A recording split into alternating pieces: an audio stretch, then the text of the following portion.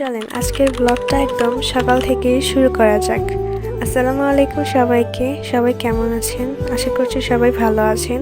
তো সকালবেলা উঠে আমার প্রথমেই যে কাজটা থাকে সেটা হচ্ছে নিজের রুমটাকে গোছানো, এবং আমি একদম সকালেই এগুলো কাজগুলো সেরে রাখি যেন সারাদিনে আমার রুমটাকে না গোছাইতে হয়। আমার রুমের আমার কাছে মোস্ট ইম্পর্টেন্ট কর্নারটা হচ্ছে আমার বিছানা। আমি সারাদিন সেখানেই থাকি, পড়ে থাকি। আমি ফোন দেখলেও সেখানে থাকি, খেলেও সেখানে থাকি এবং পড়লেও সেখানেই থাকি। তো এই জন্য আমি ভালোভাবে আগে আমার বিছানাটাকে গুছিয়ে নেওয়ার পর আমি আমার টেবিলটাকে গুছিয়ে নিলাম।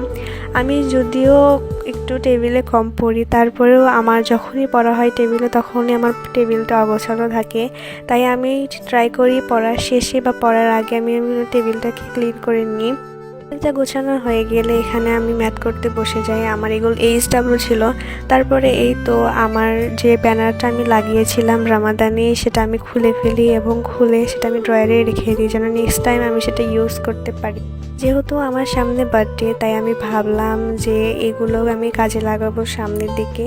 যাই হোক, এই তো কথা বলতে বলতে আমি এখন গোসল করে নেব। দেন গোসল করার পরে আর ভিডিও নেওয়া হয় নাই, একদম ইফতারের আগ দিয়ে ভিডিও করা হয়েছিল।